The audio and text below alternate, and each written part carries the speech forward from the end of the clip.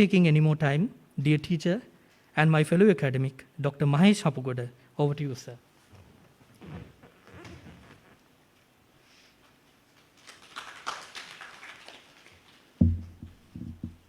Thank you, Dr. Noel.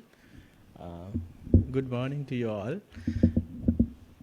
The Vice Chancellor, the chief guest of this occasion, guest of honor, Professor Raj Vijay Singh, my teacher, and the Dean of the Faculty of Social Sciences and Languages, Dr.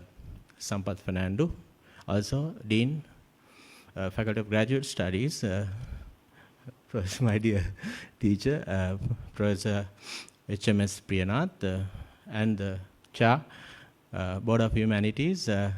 Nirosha Parnavidana, and all the other professors, the coordinator, not forgetting my friend coordinator, Dr. Rana Vikrama, who did a tremendous job to make this, as well as the previous event, a great success.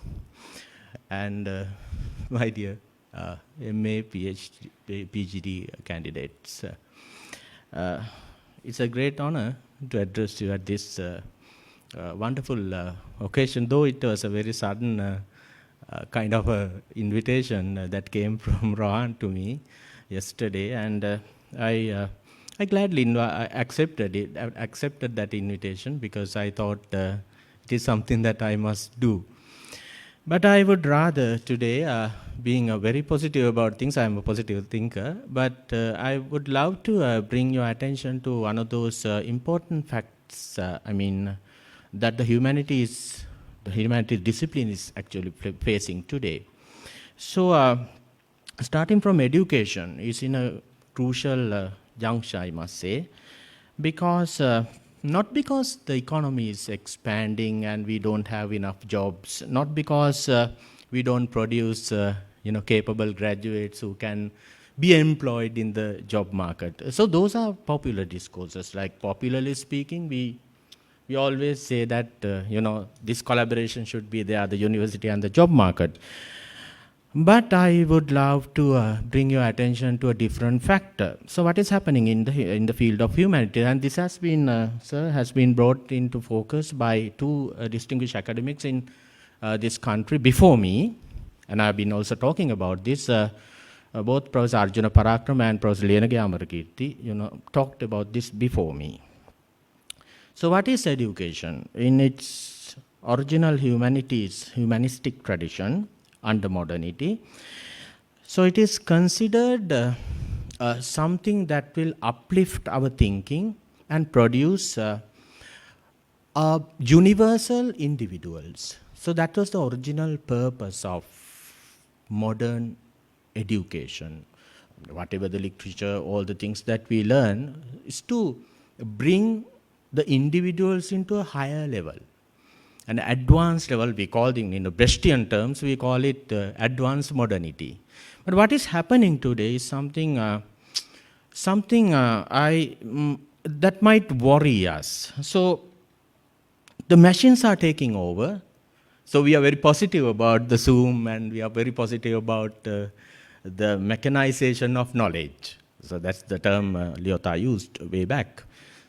Mechanization of knowledge. Knowledge can be accommodated into a machine. So what happens is that if knowledge is considered as, let's say, factually education, that knowledge can be stored into a computer. So the computer can disseminate at the demand of consumers. The computer can generate that knowledge or regenerate it, and at the demand of a customer, so it can give you that particular knowledge. So what happens in its modern sense, the requirement, the need of a teacher will disappear. So Professor Rajiv mentioned it in a way now. If the teacher disappears from the entire sphere of education, it's fine. But then what happens? Then you can actually promote self-studies. But is it really possible? Now that's the real issue. Like without the presence of a teacher, simply a self-study, would self-studies be possible, or don't we, don't we need someone to guide us? Like, good if we can voyage ourselves into the unknown ocean. But I think still we need the guidance of a teacher to, I mean, at least as a compass, just to show us in what direction we should, we should go, like, at least to show the direction, especially, sir, I think showing the right and wrong. So those are the ethical concerns. Those are the major concerns in the humanistic tradition. So we need a teacher just to, not only to give us knowledge, but to show where to go. And that is the crisis we have today. The crisis that we are experiencing today is because the teacher is fast disappearing. You know, as school teachers, like fast disappearing from the arena. And we have been now, from all the, so projects, World Bank projects, everything will come and say, okay, you can be a facilitator. The teacher can be a facilitator, just to, if the student finds it difficult, so we'll guide them. We'll show what to do. But is that enough? Just teacher being a facilitator would, I don't think that it would do much good, because we need to show students the ontological background as to why we study here. It's not to get a job. And that is the prime focus now. And according to Yuval Noah Harari, the time has sort of, I don't think that we should promote students to, sort of learn something and find a job. No. Because we have a greater challenge now in front of us, in front of humanity, that the machines are taking over and the significance of human values are degrading. And the values are, we all know that. And we blindly follow this faith, the new God, new faith of what you call mechanization of knowledge and jobs and employability and market and all that. We blindly follow that, simply forgetting the basic values. Basic values in the sense, do our students respect their teachers, their parents? Do they know the value of education itself? Do they know the why we should actually help adults, disabled?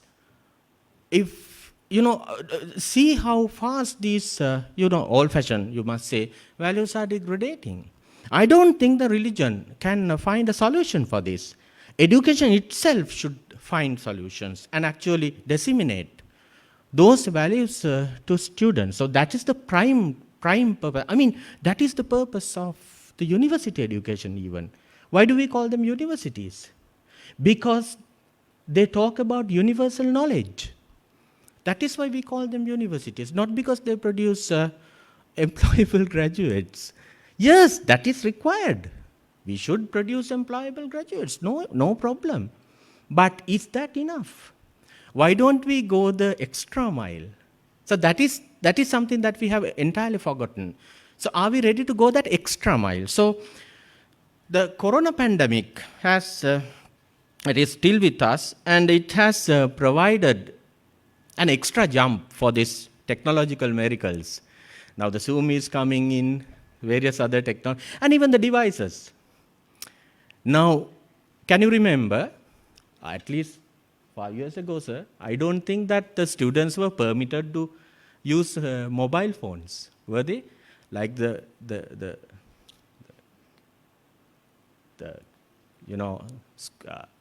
grade 5, sort of students, scholarship, students, O-level students. I mean, there were schools, I've heard, that the mobile phones were not permitted even.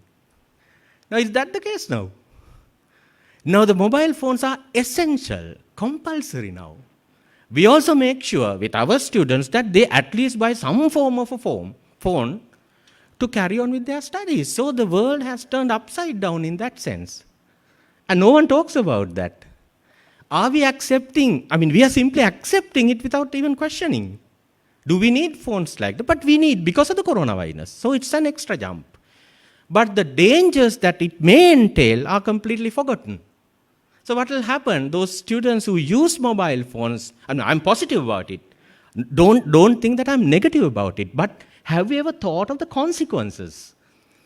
That a mobile with a child with a mobile in 5 years will produce. Will they produce what, sort of Alexander Graham Bell produced? Or will they go towards some other direction? We don't know. And that is the danger I am actually talking about. With this magic, what will they do? And it's very uncertain. And they will learn, I'm sure. They will learn facts. I'm sure about it. They can play a TED Talk in YouTube, and they can learn. And they can, log into Wikipedia or Encyclopedia Britannica, and they can learn facts. No issue. And facts are like flooding in. But the facts will never guide them where to go to. That's the biggest issue. And that's the issue that I want to emphasize here. Like the ontological issue, and in philosophical terms. What would they do in future is still problematic. So I'm not going to say that we should remove all the mobile phones or something like that. That's a very stupid statement if I do so. No, I'm telling you, with the technical miracles, with the technological way how, we should also teach them how to use it, what to use, where to use, to be selective. And that's a key word in modernity, to be selective and use things at free will. We eat an ice cream if we wish to, not by force. Like, now this is like the corona, sort of vaccination. Now it's a force now. Now, forcefully, the government will tell us, okay, that is what is called kind of compulsory vaccination or something like that. So this is a forceful, sort of an enforcement. We all know that. But what happens as a result, that this forcefulness will have a new legitimacy. That everyone will think like, okay, the government should do that. And the government will keep on doing that, keep on doing such things. So this is going to be, and even the government has no clues. And the government cannot, how can they? Because they know this should be done, so they will do that. There's no second thoughts, like reflections as to what they should do, what they should not. So, that's another thing that I want to pay your attention to. So, do we have solutions then? So, starting from Aristotle, education was supposed to produce higher good. So, in his Poetics, and he says very clearly, the education should produce individuals who can be elevated. Individuals who can bring the society to a higher level. So that is the ultimate happiness. Ethical happiness, according to Aristotle. I'm asking a simple question now from all the professionals here. So we all are professionals. Are we really happy? Think for a while. Are we really happy after a day of work? Are we really happy after a day of learning? So in its Aristotelian sense, are we really happy? By seeing our production. And Rajavasa can really be happy because I'm talking maybe nonsense here. And then you understand. So likewise, he can at least be happy because of that. But can I be happy? I can be happy because of people like Noel. But see, generation-wise, if we go through this lineage, can we really be happy? I think most of the teachers, if you go for a questionnaire or something like that, they will say, will you be happy after days of work? Maybe. Maybe not. But for me, just to see, sometimes I am happy of what I'm doing in my lecture halls, but I think the generation that you represent, perhaps, maybe the generation of millennia, the millennial generation, it's not very happy. And look at the suicidal rates. Look at depression. Look at, students are not very productive. Look at their productivity and innovation, creativity. I don't think that we can be happy. So moving from Aristotle, the next most important thinker in the modernity in relation to education is Immanuel Kant. Kant says the same thing in his lectures on pedagogy. He says that education should produce creative individuals.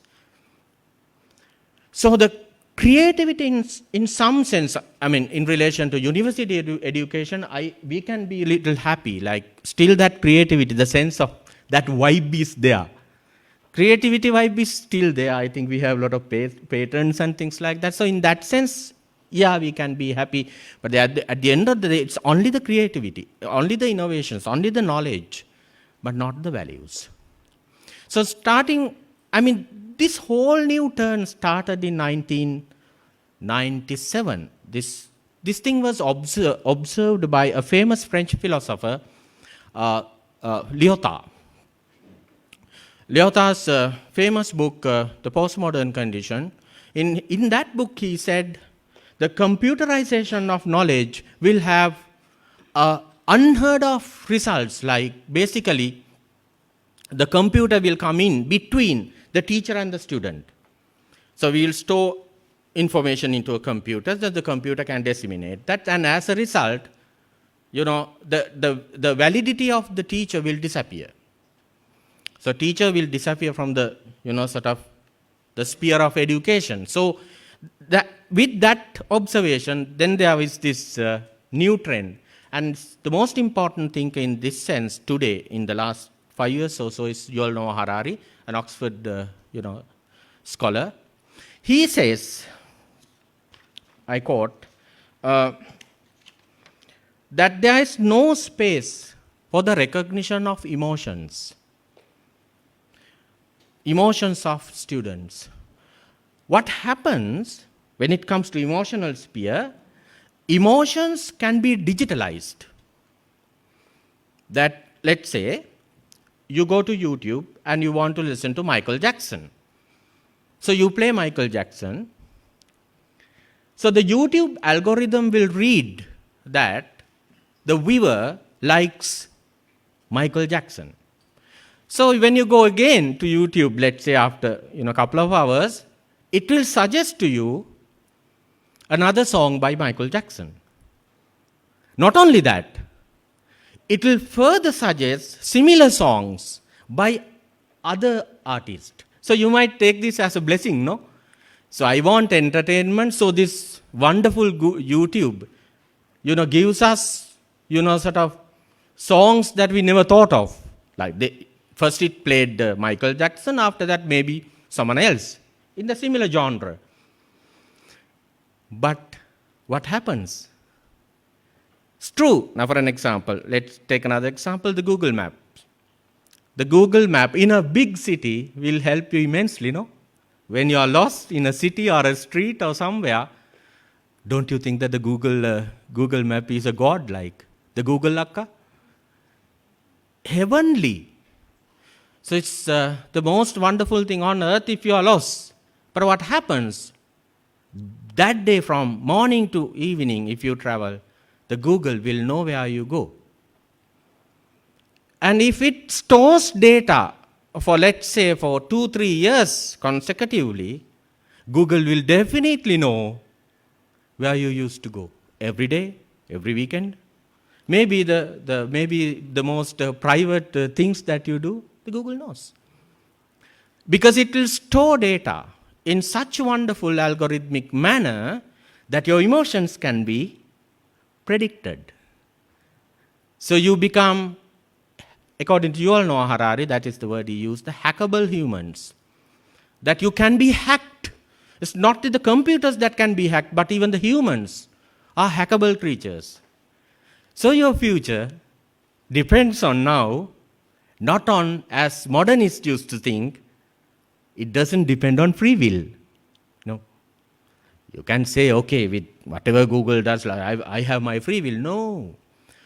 Can it be free will if the YouTube plays the same video for you once more? Because you want to listen to some other song. But when you go to YouTube, it plays something for you. It suggests something for you. And that is an ontological confusion, don't you think? Like, then you will play that song. If you want to listen to Yuval Noah Harari's speech, you go to YouTube and play Yuval Noah Harari. Next time also, it will suggest a couple of videos by Yuval Noah Harari. Maybe you wanted to listen to someone else. So this is the world that is unfolding before us. So our emotions and everything in a way digitalized, virtualized and predictable. So I think the humanity will not have a wonderful time. What are the solutions? So we have issues now, ne? What are the solutions?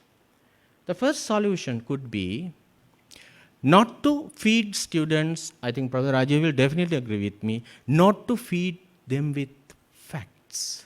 Because the computers can give them loads and loads of facts. And Professor Rajiv never did that. He simply asked us to read the novel. And we have big issues like what does that character would do, how this will come up, oh my God, how to understand this whole thing.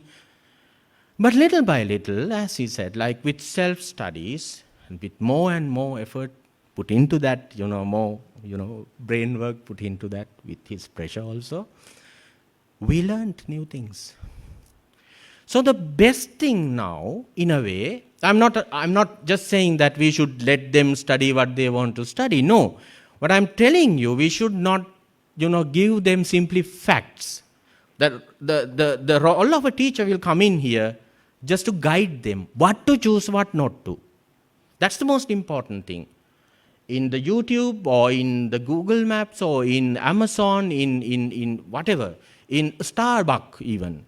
So you go to Starbucks, you drink couple of, and Sajani may know this very well. You go to Pizza Huts.